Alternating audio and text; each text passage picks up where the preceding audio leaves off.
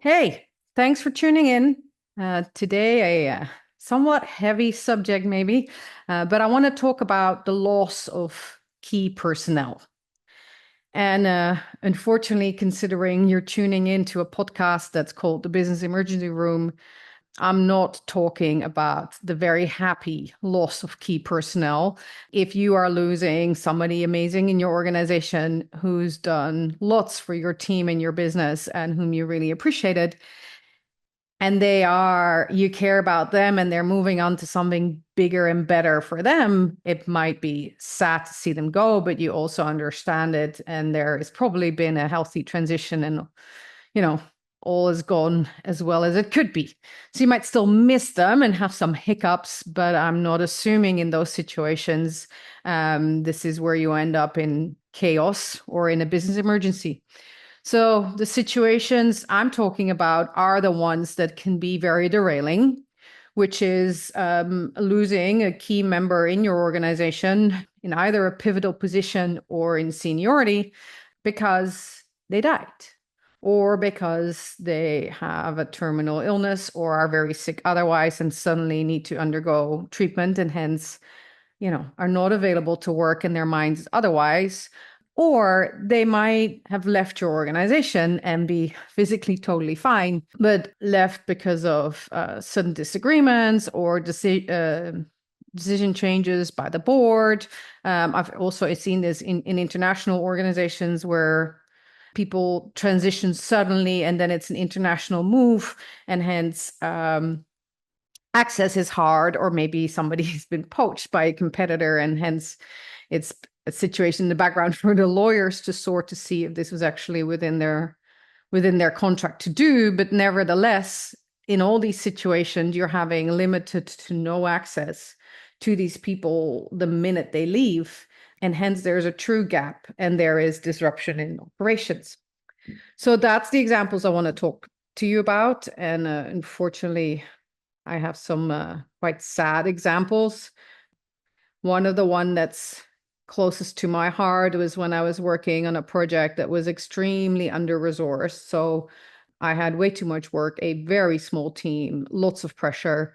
My husband was working on the same project. We were without kids, so we were kind of the last to get leave because people had to be on rotations and go home, or people were there with their family and had to go. So we first of all had to make it work with both our teams, and then we were last in the lineup, and we were finally going to go on a break. But there was no backfill. It was hard to get people in country. It was hard to get people there. And so, yeah, this is it, right? There was a guy who's not in my function, but who'd worked worked in an adjacent function, who I worked with very well. And he said, "Okay, I'll cover for you. I'll do the bare basics that need to happen, though, but I'll do the stuff that needs to happen to keep moving." And I was in contract management, so there was definitely stuff that needed to happen.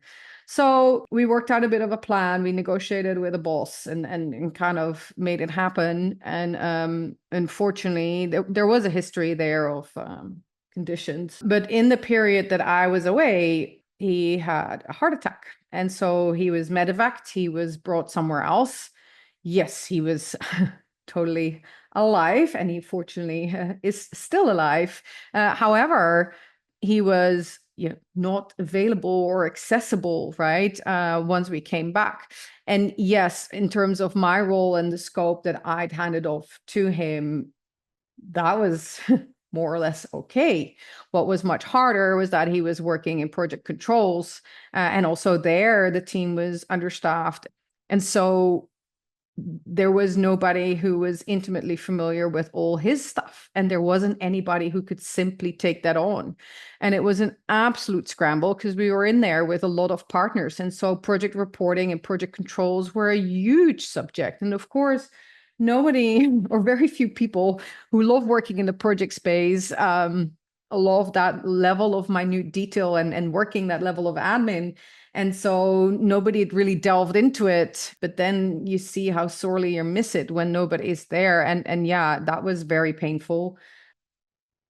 I've had plenty of other situations where people passed away, where due to mental health issues, people phased out, where due to disagreements at a level that had not much to do with the people in the organization, but at a more senior level, or disagreements about packages and remunerations after mergers, for instance, and then contract negotiations having gone on with one of the senior people involved, and then suddenly after 3 or 6 months into the merger, them saying, I've had enough, we're not coming to agreement, and packing their bags and going. And you can't, you know I think in most these scenarios, people need to choose what's right for them, but it nevertheless then pretty suddenly leaves a major hole and major disruption.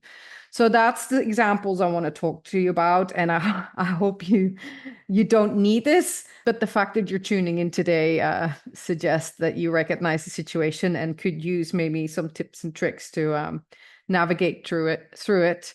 I think the biggest challenge in all these is that in some environments, I've seen that the biggest gap or the biggest challenge is around actually addressing the emotions. So to me, that's point number one.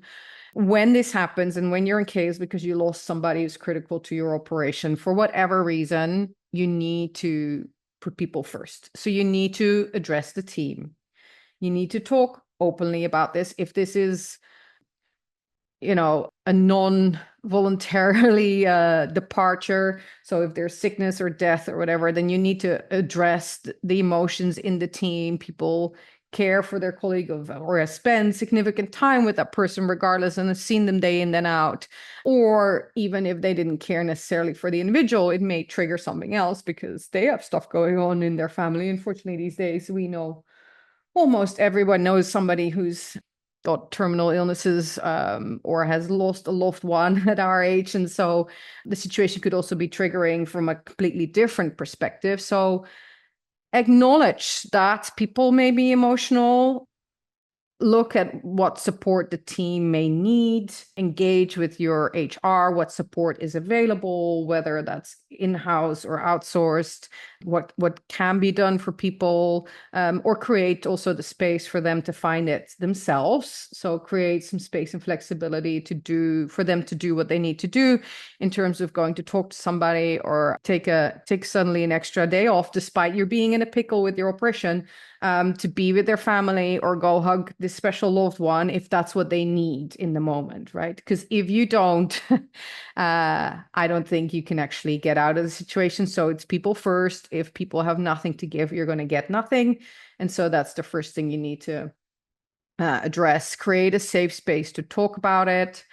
Have some flexibility around your expectations and speak that out loud, right? So saying, yes, of course, I would love you all to do your jobs to the best of your ability, but if that's simply not possible at the moment, take what you need, what's within the realm of what's available. And if you need something beyond that, then let's have a conversation. I don't need all the ins and outs, right? But yeah, you need to understand a little bit to understand what somebody needs and what you can maybe give, which brings me to the second point, which is privacy. Particularly if you're based in the US, this is even more important than in Europe, for instance. But you need to find out what the privacy rules are, what it is that you can and cannot share.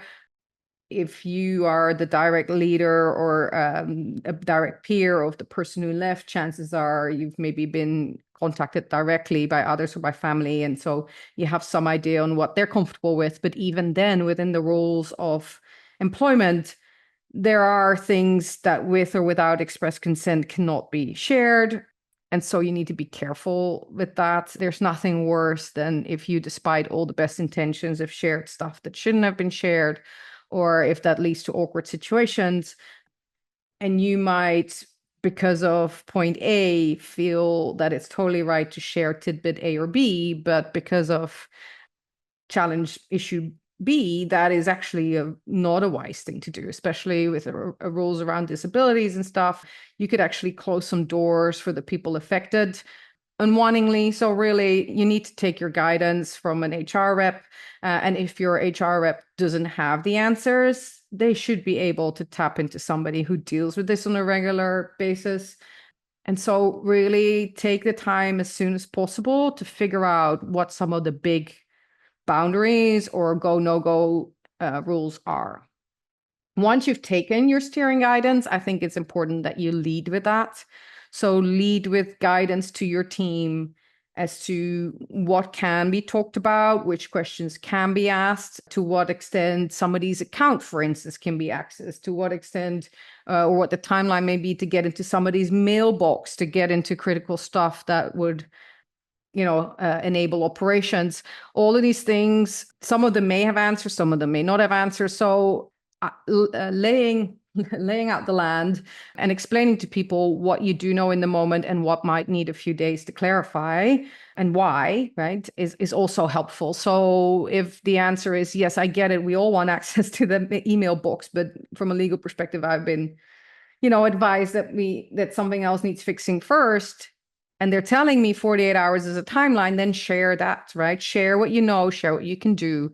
If you have a manual of authority in some way, shape, or form in your organization, then that should alleviate some of the pressure, because there should be some critical stuff, for instance, in invoice payment systems or in salary payment systems or in approval systems that automatically then defer to the next level up and down, which may not immediately be practical, but at least there is clarity on who would be able to sign for things or approve things, etc. So you might have some stuff on paper that is helpful in there. There is perpetually some stuff there that nobody's thought of because you've been fortunate enough to never need it before, right? And so you're going to run into some stuff that simply needs fixing, and it takes a little bit of time. So be transparent, be clear on what you know are definite no's or what are definite do's. If there is somebody who's at home and ill, maybe that also includes some kind of agreement or protocol on how you're going to engage with that person. Is there somebody at team who's really close to them, who's kind of going to take the lead in sussing out from that person and their family what they want and don't want, and kind of communicate that with the rest of the team so that people are not all individually reaching out? Or you might want to include in that something around how you deal with the situation, specifically if there is a memorial service or a sick bed involved, then that can be really helpful. But it's not just internal. I would say that at this stage, you also want to engage external with a few critical stakeholders. Not everybody, but there will be definitely external parties that the individual involved was dealing with. So if this person is working in finance or accounts payable or whatever, something that's got to do with you paying in your supply chain on time, right? And you really think that this might disrupt the payment cycle, I would be proactive and actually issue a message that could be very short and concise, but saying that you've dealt with a major staffing disruption, that you are trying to figure out what the extent of the impact is, that you're going to do all your best to pay everybody within the terms set forth, but that people may see a little disruption for a few days, and that you will keep them posted if it evolves beyond that. Because worst case scenario, they get that message from you. They're thinking, oh, that's actually good because I haven't noticed anything yet, and they're letting me know. So they're giving me a warning. 2, it tends to create goodwill, right? It's like, oh, okay, they're dealing with some stuff. I get it. Normally they treat me well. Now they're dealing with some stuff. I can be a little lenient. And 3, worst case scenario, or not worst case scenario, it may be that you send a message like that and there isn't actually any notable disruption for them. It shows a level of care, right? It says, okay, we realize that stuff that's happening on our end that we don't have control over, but that may impact you on your end, and we're trying to address the situation. And because I then didn't see anything down the line, it means you actually managed to do that. And I'll just find you all the more impressive. If you do have some disruption, I will also think, okay, yeah, you warned me. I can imagine, especially those you are close with, at some point we'll get clarity on what might have happened, right? It's hard to hide these things. So yeah, they'll find out anyway, right? So yeah, if you're a huge organization, this may not be or your whole vendor base, right? It might be your key vendors that have such major invoices or transactions that they go up the chain. And so then this person might have played a role in what happens to them. The normal bread and butter stuff should still be moving, right? I'm not saying send out blanket messages and tell the world, but it's really helpful to bring people into the fold early, particularly where it's what they call these kind of force majeure events. So these events where you could not have realistically planned for all aspects of the situation in advance. Yeah, it builds some leniency for you to deal with the situation and creates some time and takes a bit of pressure off for your team. And you'll be surprised, pleasantly surprised, by how understanding people can be also in business to business situations. There may also be reason then to celebrate the individual involved, and that also may involve stakeholders. I used to work in contracting and procurement, and we'd lost some people over the years whilst I was in that role. That's an outward-facing role. And yeah, so if there is a sudden death of a key individual, there's definitely people from the supplier teams and from the vendor teams that they dealt with on a weekly basis who will want to know, right? Who will want to be in the loop. But also internally, I think it's important that you celebrate these individuals if they don't come back and acknowledge their contributions to the organization. I think it shows if it's not for the individual themselves because they're no longer around, it's for their family, but it's also very much for the people in your organization to see that every contribution is appreciated and it's not just lip service, so that when they're not around, it's still the respect is still shown and addressed. Yeah. And then that brings us to the very practical stuff, because now you're stuck with an operation that's disrupted. You have addressed the people challenges to an extent, or are addressing them.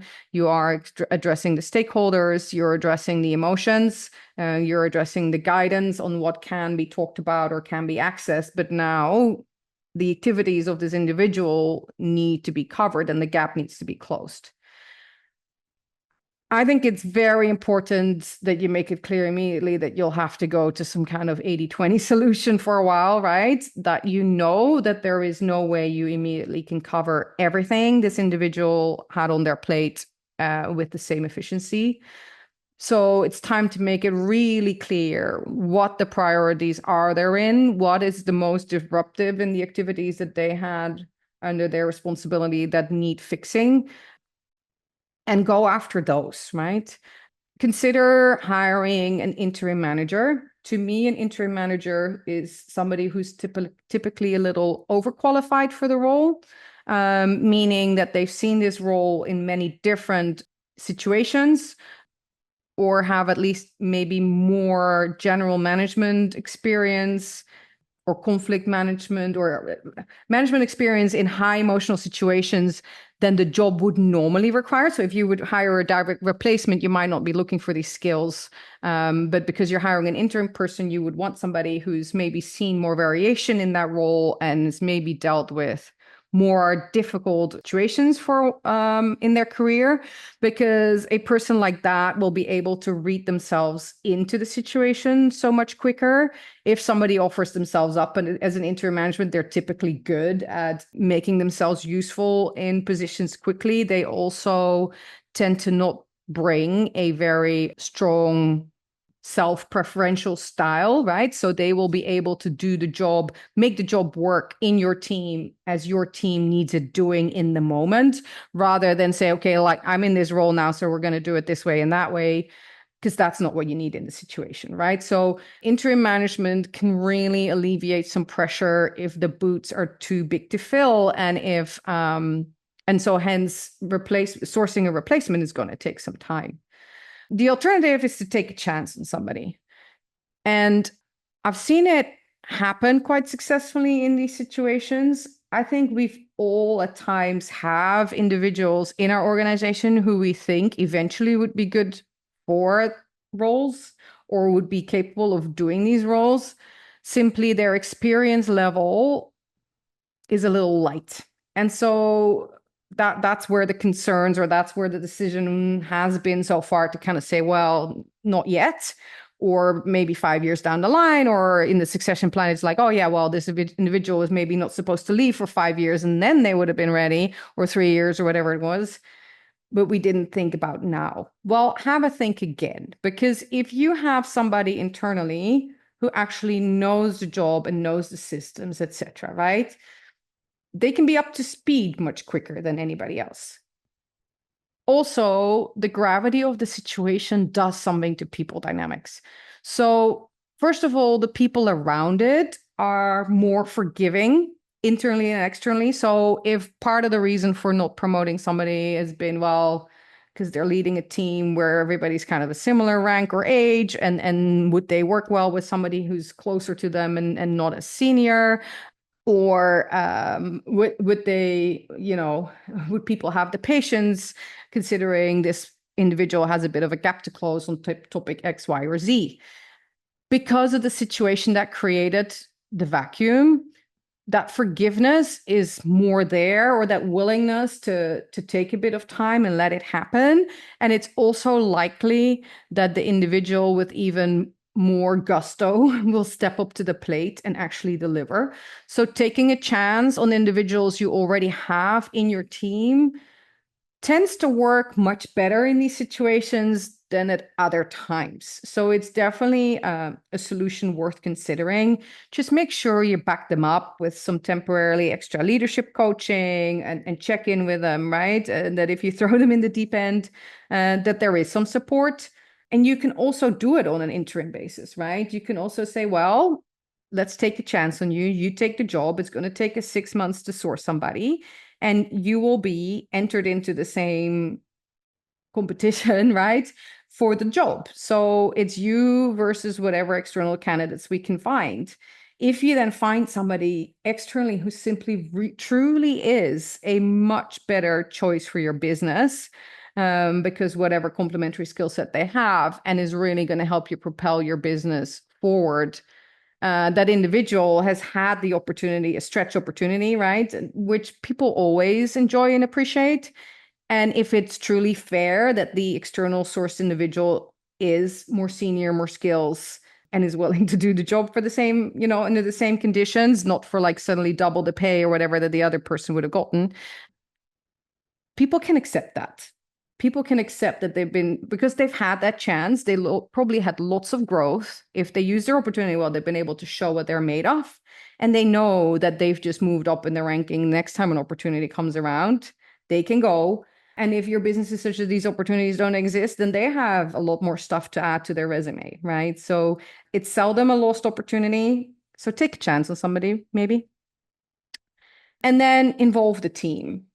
There is, particularly in the early days, just more work than one person can take on. So yeah, I would have a look around and see who has capacity. This comes back to what I always say, make sure that you truly look who has energy, who's not floored by whatever happened, or who was already overwhelmed. There must be some individuals in your organization who have some little extra to give, or who can deprioritize some of their own activities to step into some gaps, right? And here I'm talking about some of the simple things where people might be the logical phase. So for instance, again, if we go back to the example of key parties in your supply chain, if whoever the person was who left had a more junior person who always was with them, or usually was with them 60-70% of the time when they interacted with that client, then just, let them take over, or say to them, well, you take the lead. If you need a board member or somebody in the meetings, one of us will come with you. But can you then make sure that you brief us and talk us through the individuals there and take charge a little more until we have a replacement there? Because yeah, you can guide us because you know simply much more about the situation. Again, people appreciate this. People love being called upon. It works very empowering. So transparency in that, and working with the team a little bit through how you can smartest troubleshoot the loose ends that needs setting up creates usually a lot of goodwill, yeah, and a lot of trust by having such an open conversation. Which then leads me to the last but not the least point. even if you've had succession planning in place before this happened, these events typically surface things that weren't in any plans, right? That's why you're here. That's why you're listening. There is, and you can't cater for every situation. It will be the case that once these things happen, that there are also some very obvious things that simply never made it into the processes or procedures because the last time it had an iteration was 10 years ago, or organizations drastically changed and things weren't updated. So have a look at the obvious that should be addressed, at the obvious that should be part of how you run your business and should be sorted out.